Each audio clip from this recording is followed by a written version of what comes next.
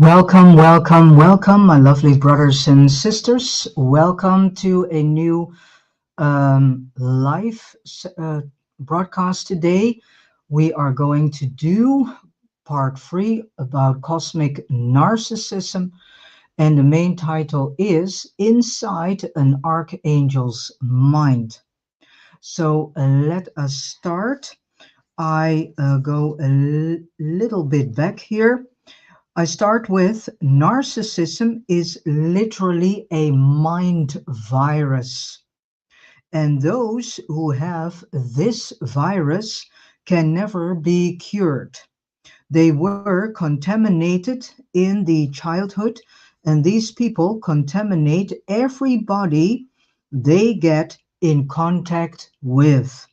But those who get contaminated with the virus in their adulthood can be cured, although it takes a lot of effort.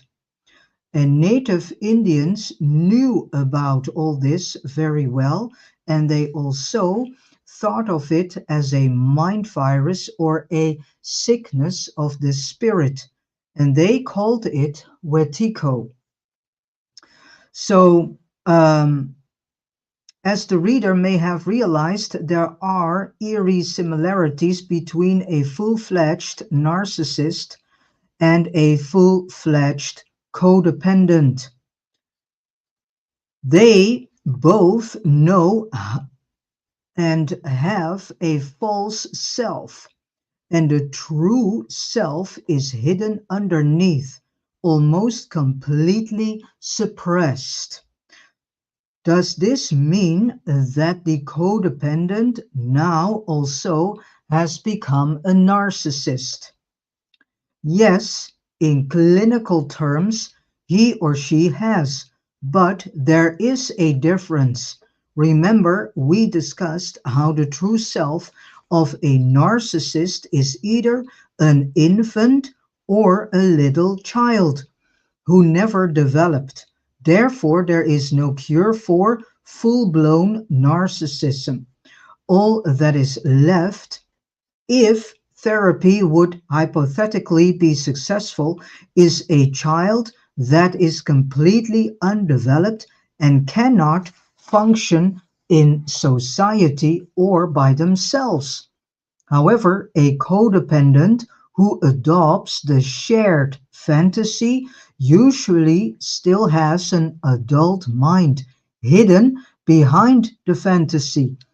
The victim may not be able to fully regain who she was before the abuse for several reasons.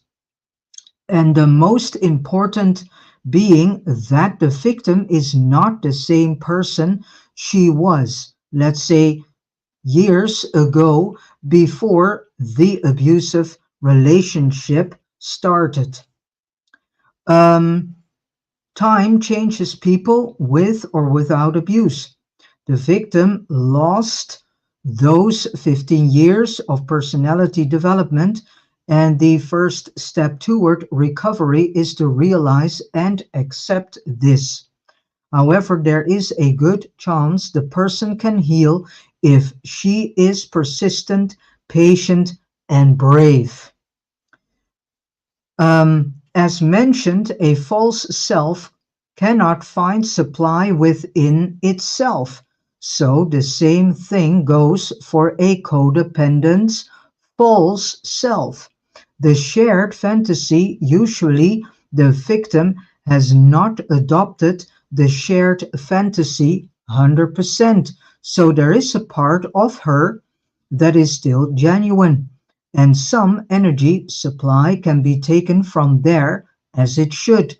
However, it is usually not enough. So even the codependent starts feeding soul energy from others in her or his environment to gain enough energy to sustain himself or herself. Therefore, we see this very often in society. This explains also why a lot of people are complaining nowadays, feeling so drained. So the more the codependent heals, the more she becomes her true self again, and will feed less and less from the environment, and therefore stops being toxic to others. She can now sustain herself, and confidence and security are slowly building back up in the codependent's mind. She gets her life together and becomes self-sufficient and independent. More so, the more she heals. Healing often includes creating a completely new personality in many ways, as well as regaining some of the person within that he or she once was. That is not a bad thing, because the person, the codependent, is building anew, is based on current values, morals, ethics, likings, passions, and dreams, rather than those she might have had 15 years ago when she was less mature. Thus, healing is very possible. Um, I now go into chapter 10 of this book, The Orion Book, which is written, as you can see, by Wes Penry. I highly recommend you to buy this book yourself, start reading it, and start educating yourself um, about the background of all the things that are happening in this world. Lovely brothers and sisters, we have, better said, the majority of human beings have become themselves more and more narcissistic too. Why? Because the there are many human beings whom are unawares of the fact that they have been completely sucked into the mindset of a fallen archangel, whom we know as Lucifer and is in actuality known as Uriel, but also known as En.Ki or En.Ki. We need to educate ourselves. The fake world that we live in shall never educate educate us in such a way that we can free ourselves from this false construct known as the patriarchal matrix. So we need to do the work ourselves, and we need to educate and inform ourselves. And this book can help you tremendously with it. And educating yourself is also part of your healing process. Because the more you get the deeper understanding of what narcissism is, the more you get to the understanding of what cosmic narcissism is. And the cosmic narcissistic shared fantasy that many humans are participating in unawares. So we need to wake the heck up, because lovely brothers and sisters, we as human soul group, we are completely destroying our home planet. And the trail of destruction becomes more and more with the day. So we need to turn the tables. But how can we turn the tables? By educating and informing ourselves and learning everything we can learn about narcissism, and go through as many sources as possible, because each and every source has its own experiences and testimonies with several levels of narcissism. All right, chapter 10, Inside an Archangel's Mind. They gave us their mind. Do you hear me? The predators gave us their mind, which becomes our mind.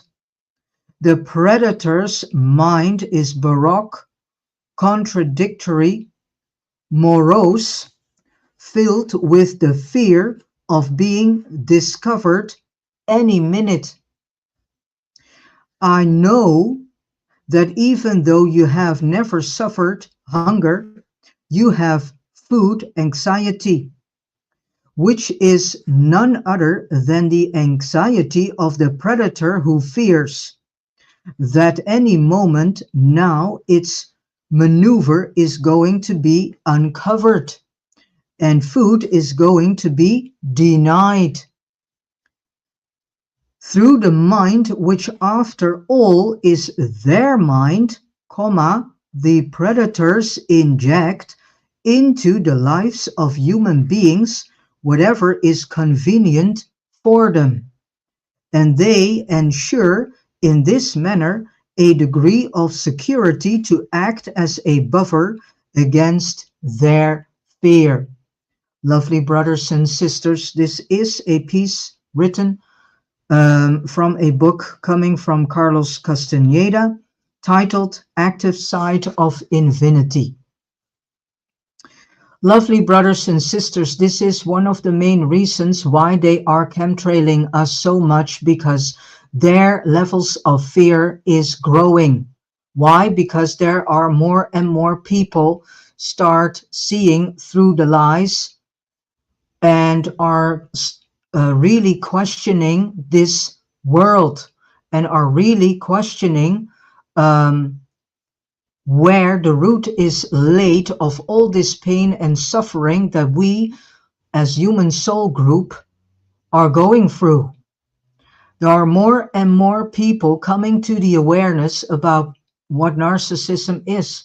There are more and more people, thankfully, coming to the awareness that they themselves need to do the healing work, and that there is no one else that can save us, only ourselves. So they are more and more in a hurry to enforce their technologies, their artificial intelligences upon us, and thus their singularity. This singularity, my lovely brothers and sisters, is not in our best interest at all. Behind this singularity is a very dark scheme planned, and it all has to do with the total destruction of the Orion universe and the creatrix who has created the human soul group known as Sophia. And if you are participating in the singularity, you need to be aware of the consequences that will have for you. So I would highly recommend you to read more about this, and I will also share a link in the description box that leads you to an article and in actuality to the website where you can find a free to download PDF that is all about singularity, and it gives a good background of what it truly is and the dark agenda behind it. All right, I continue. Even when we have left, better said, even when we have let go of our personal narcissists and are on the mend, 99.9% of us are still codependent to a God, whether or not we are religious.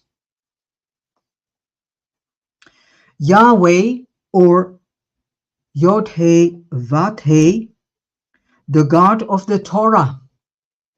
We know that in the Christian religion we are taught to fear God, which is interesting. Why would we fear our Creator? Is he then so dangerous?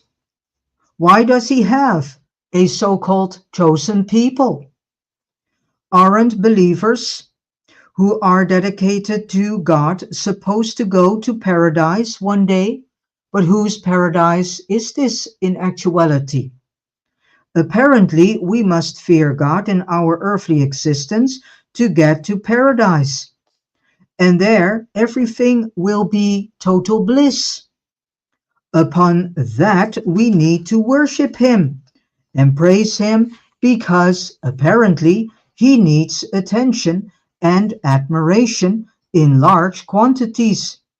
And He is a self-proclaimed jealous God, which means there must be gods other than Him, or He couldn't be jealous. Moreover, religious people who worship the jealous God forget one crucial thing. God is jealous of us. Why is God supposedly superior to us, jealous of His own creation? So these are questions that should be questioned and asked. And I am on a journey, and I went the last 20 years through many movements, through many rivers in healing myself. Recently, I came to the understanding that there is a part in me, then that is in actuality the wounded part in me that still is searching for something to cling onto. Thankfully, there is also a part in me that says, no, you need to grow up and you need to do the work yourself. So I have worked myself through the Bible several times, and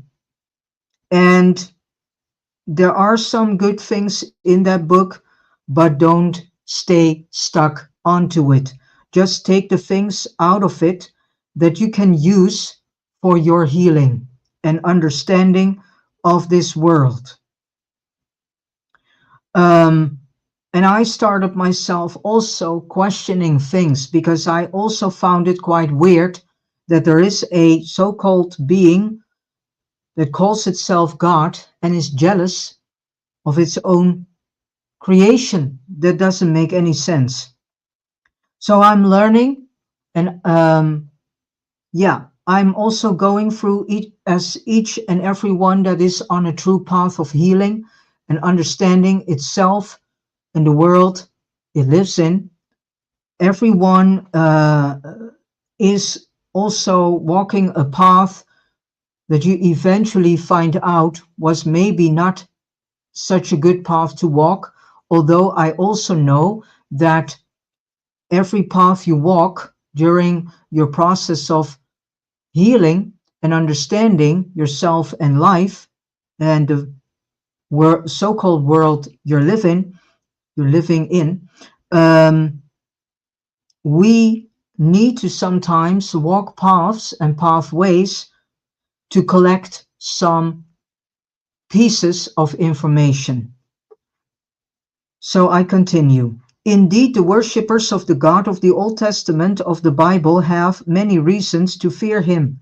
Let's take a few examples and start with the story of Abraham and Isaac. God told Abraham to sacrifice his beloved son to show his dedication to this cruel God.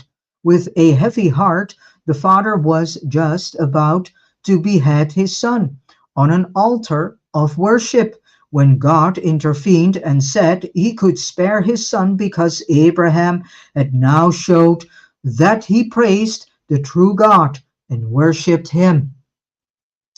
So another example is the Battle of Jericho, when God ordered Joshua to invade Jericho and kill everybody inside, including women and children. Why? Because God said they were all evil. Oh, really? And why must an almighty God order humans of flesh and blood kill for him? If this cruel God must punish some of his creation, why doesn't he do it by himself? Third example is just in general. Why is God turning men against men? A big part of the Old Testament is about wars between different peoples, and God continuously interferes with human affairs to divide and conquer. So obviously, he is also a very bloodthirsty God. He likes blood, pain, suffering, and death, and worship. God needs worship, and he needs sacrifice. He needs louche, and he needs blood. Same thing. We know that life is in the blood. So now you get an understanding why God wants blood. Because this God himself cannot produce life in itself anymore. Better said, it is getting empty of life force. So that is why he needs us humans as his battery, so he, this God, can stay alive. So now we get to understand why all these sacrifices needed to be done. And all these sacrifices are still being done because a huge amount of humans are still not awakened and are still in a deep comatose sleep. Unfortunately, when it comes to louche soul energy, it doesn't even matter if people love or hate him. He feeds from both. Since ancient times, there have been houses of reverence around the world where people can worship God. It doesn't matter whom you say God is, because ultimately all, between quotation marks, gods worshipped on this planet are ultimately one and the same, disguised under numerous names. So, Archangel Uriel, he takes all the louche, even if you are a Wiccan. For example, Wiccans worship Pan, who is En.Ki. It's worth pointing out that these houses, so-called houses of so-called gods, often have steeples or towers sticking up from the building. These are simply antennas, and they help um, directing the soul energy emanating from the worshippers inside the building, sucked up by, between quotation marks, God himself in the unseen realm. Some might say Yahweh or Yehovah or Yod-He, Vav-He only required that people sacrificed lambs, not humans, which is of course not true. Just take the Jericho example again. I would suggest we ponder upon this.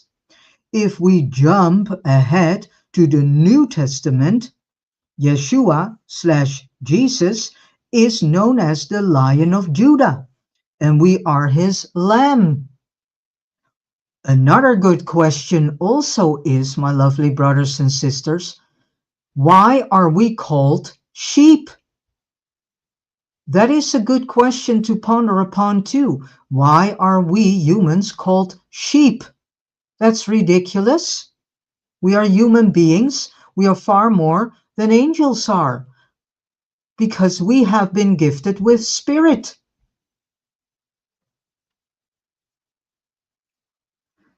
Are we not Is it then such a stretch to think that the lambs people sacrificed to the Old Testament God in ancient times is just a metaphor for humans?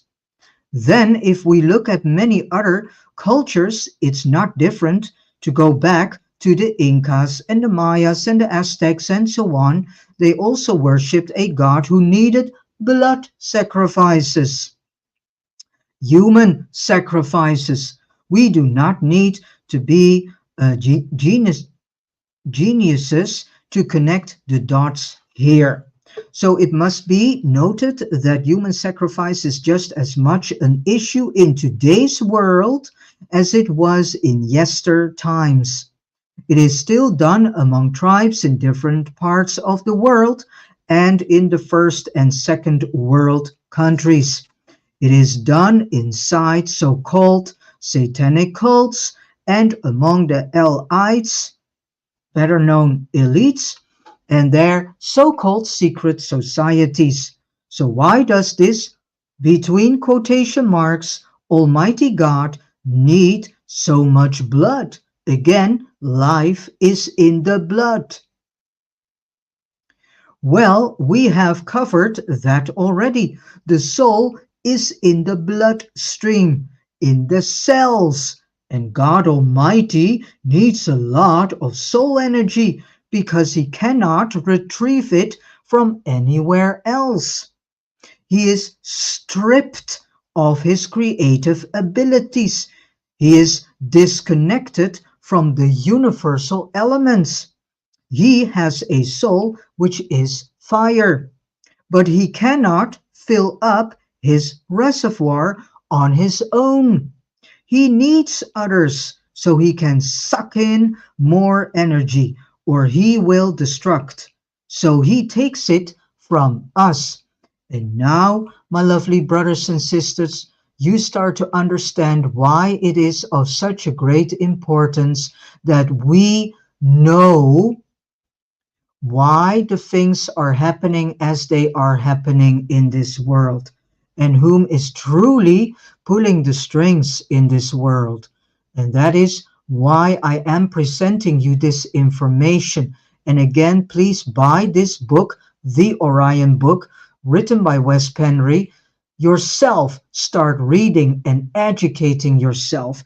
The more people start doing this, educating themselves, the weaker this system becomes, and the weaker these gods become, the lesser batteries they have to feed themselves from. God across many religions has the same traits and personality flaws, while he expects for us to be perfect or act in certain ways because we are his extensions. On one level, we need to become what he could never be, so he can be perfect through us. So now we get the understanding behind "Be ye perfect as I am," what God is saying to us. In actuality, we start to flip this sentence. If we flip this sentence, then it is in actuality stated, I need to become as perfect as I can be through you, human soul group. That is in actuality that is being said with that sentence. Be ye perfect as I am.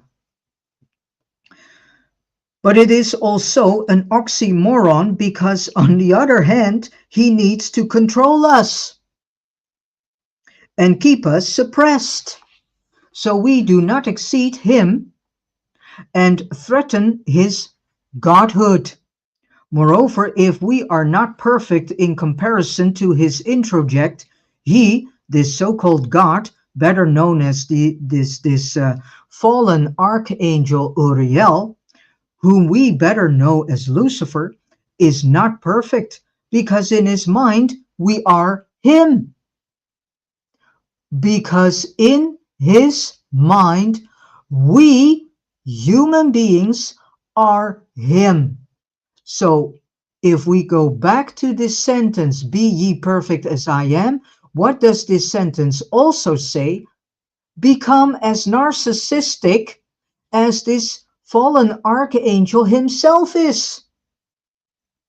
Become as narcissistic, sociopathic, and psychopathic as this fallen archangel, Uriel / Lucifer himself is. That is also what this sentence is saying. Make the connectional dots. Please do so. And I'm just passing this information on to you because I care about my lovely brothers and sisters. I care about the human soul group, and it hurts my heart to see that still so many of my lovely brothers and sisters are still in a deep sleep and in a state of avoidance and denial. All right. So if we are not perfect in comparison to his introject, he, this so-called God, is not perfect because in his mind we are him. Either way, I would say he doesn't set a very good example for how a human should be, morally or ethically. God is also prone to favoritism. He glorifies certain human tribes and condemns others. But it is also stated, and that is the hypocrisy that you can read if you read the Bible really, you can also see that on the other hand, God says, I do not do favoritism. I do not favor persons. So here is the constant confusion. So if you are reading the Bible very well, then you can see the signature of confusion all the time. By doing so, does he not show he is indeed a very imperfect God? After all, he has supposedly created all humans. Why did he create flawed humans then? God is treating groups of people, entire tribes as his golden children, while he uses others as his scapegoats. We have now mainly portrayed Jehovah or Yahweh or Yod-Heh, Vad-Heh in the Old Testament and looked at his personality traits and his actions. It is not pretty. Again, it is no wonder that his followers fear him. Because, lovely brothers and sisters, if a person is in a narcissistic relation, if a person is in a narcissistic relationship, what happens during the progression of the relationship, the partner, better known as the supply, starts to become afraid for the narcissist. So now you get the understanding why you need to educate yourself about narcissism. To see all this. So now you start to understand that the God of the Old Testament is a narcissist, psychopath, and sociopath. Because he's also doing push and pull.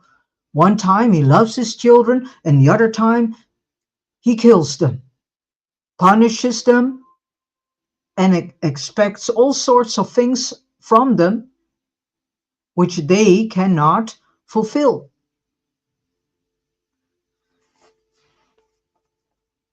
So we are dealing with cosmic narcissism. When the reader has read the chapter up to this point, does God's traits remind you of something we discussed in chapter 9? Let's pretend God went to a therapist. What do you think he would be diagnosed with? Well, I am not a psychologist, but I have studied the basics for a few years. When it comes to personality traits and personality disorders, and in the case of the Old Testament God, it is not rocket science at all to see that this God would most likely be diagnosed with psychopathy, narcissism, and Machiavellism. To begin with, one could almost say he is the archetype for personality disorders. You can say the founder of personality disorders. For those who do not know what Machiavellism is, here is the definition. Machiavellans Machiavellians are sly, deceptive, distrusting, and manipulative. They are characterized by cynical and misanthropic beliefs, callousness, and a striving for money, power, and status, and the use of cunning influence tactics. So this is the God of the Old Testament whom people worship and believe is the most divine there is. As we can see, God is clinically insane according to psychology. And although he has at least the three personality disorders above, we can safely also call him an overt narcissist. He is overtly abusive and overpowering in his evil. And he is also a psychopath because he is a killer and a serial killer. And he commits genocide up to this day. The great majority of all wars throughout history have been religious wars, and both sides in a war have God on their side, interestingly enough. So let us see the God of the New Testament. If the reader is only vaguely familiar with the Bible, you might still have noticed that the God of the Old Testament is a mentally ill being who also seems to be schizophrenic. The reason is that Yahweh or Jehovah or Yahweh Vathe is a composite of beings generally attributed to the one and the same fallen archangel Uriel and fallen archangel Metatron. Between brackets En.Ki and Marduk, where Uriel is the less evil of the two, although it sometimes interweaves. Jehovah or Yahweh is just a title, not the name of God. The original Yod-Heh-Vav-Heh, long before humankind was created, was a title held by the Queen of Orion, the mother of the stars.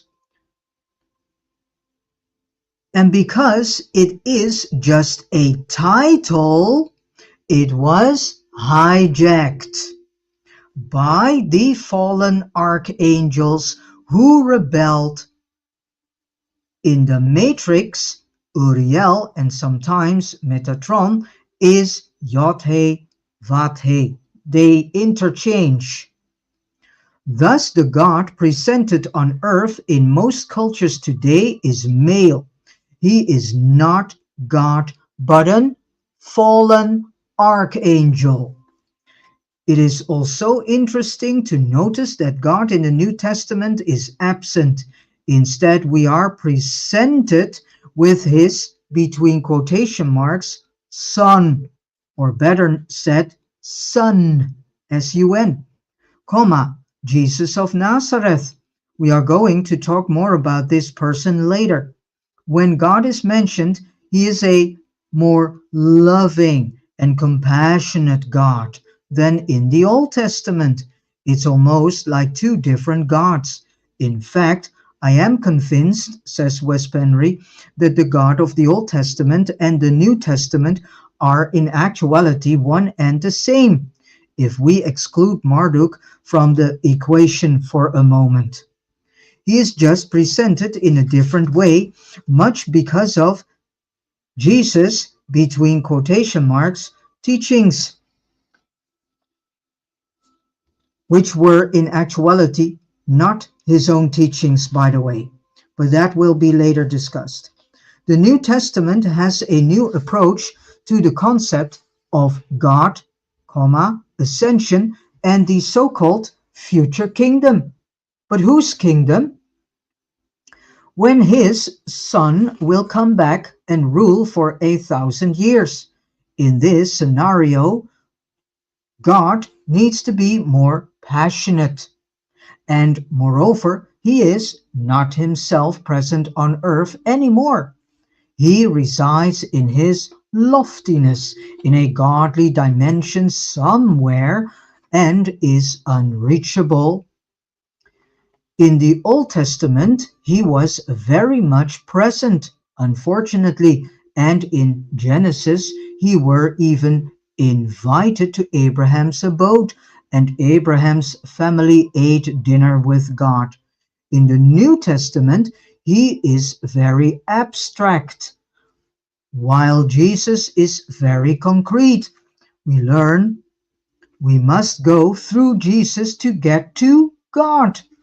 From having researched Jesus, between brackets, Yeshua's teachings from different angles, I do believe there is truth in it, but not as it is portrayed in the New Testament.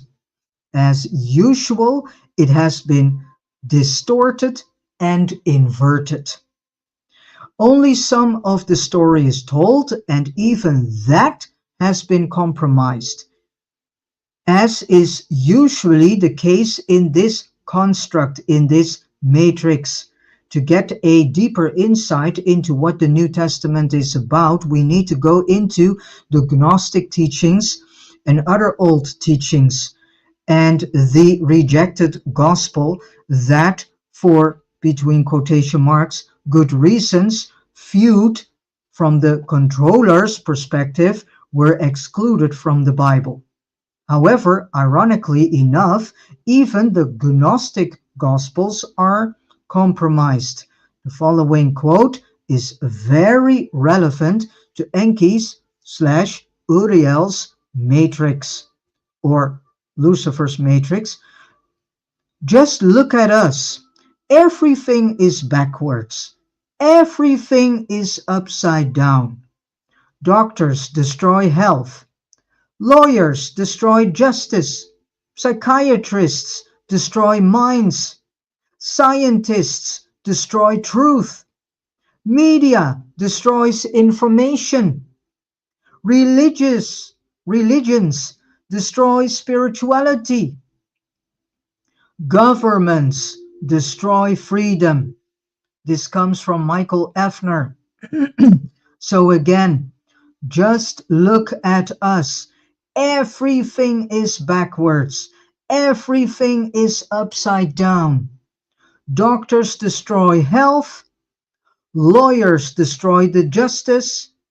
Psychiatrists destroy minds. Scientists destroy truth. Media destroys information. Religions destroy spirituality. And governments destroy freedom. Again, a piece of text from Michael Effner. Yes, everything is inverted. We can almost always count on it. Reverse it. and you will get it right. It is cleverly done. Teach us constantly the opposite from the truth, and the truth will seem ridiculous and crazy. I will not go into Gnosticism to any great extent in this book because that's a vast subject all by itself. But I have read many, but not all of the Nag Hammadi texts. And although there are lots of truths in them, they still point in an erroneous direction toward the male god, because the matrix is based on the patriarchal system. And thus we have a male god, a male being who's also a fallen archangel. Fallen Archangel Uriel, also known as En.Ki, the Elite, better known as elite, and their minions can teach us a lot of truths if they wish, and the truth will attract followers. Then all they need to do is to invert the important parts. So the God of the universe is still Uriel, and the followers give their power to him. In the New Testament, God is no longer an overt narcissist like in the Old Testament. Now he has become a covert narcissist, which means he is so-called shy and hides, but is still grandiose and controlling. Instead of openly and hands-on with assistance from his helpers, human elites or elites, such as Joshua, interfere with human affairs in the most destructive ways, he is, in the New Testament, still manipulating humankind from the back seat, using his, between quotation marks, son, to do the job. In that sense, God's so-called son is Marduk, and looking at things from this perspective, there were at least two Jesuses, Marduk and the real Jesus, whom we will address later. Everybody who believes in God, whether it is the Christian God or any other God, takes on En.Ki's or En.Ki's narcissistic personality and becomes narcissistic in the sense that they inhabit the God's narcissistic mindset and become like him, piously judgmental. This and much more will be evident as we move along. And with this said, I have come to the end of this third part, all about cosmic narcissism. The next time I will go through God and humans, a comparison in narcissism, and the other chapter titled Missing the Cosmic Mother, because that is our deepest wound, lovely brothers and sisters. We are still searching for our cosmic mother. We miss our cosmic mother, so to speak, and we are in a constant search for this. And then eventually we think then, okay, if there's nothing else, we stay stuck onto this patriarchal God. But in actuality, each and every human soul in the human soul group misses the cosmic mother. And the cosmic mother is Sophia. So, but this all about the next time. That will be the fourth part, and then the fifth part shall start with the creation of cosmic arc narcissist. That's quite a long part, so that's why I do